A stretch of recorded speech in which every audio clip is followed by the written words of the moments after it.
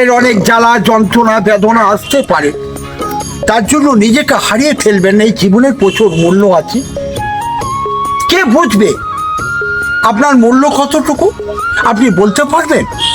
আল্লাহ পাক প্রত্যেকটা মানুষকে ভালোবাসে, কাউকে দুরাশা করে না।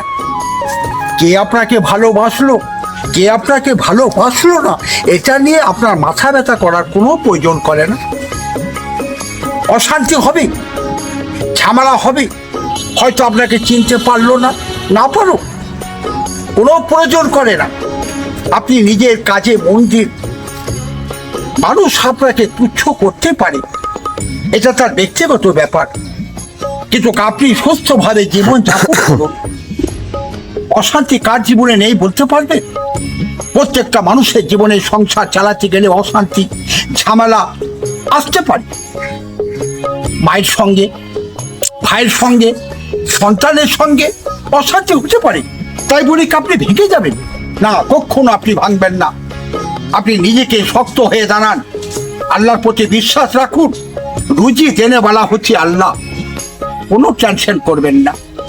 ভালো থাকুন, সুস্থ থাকুন, এই কামনা করি।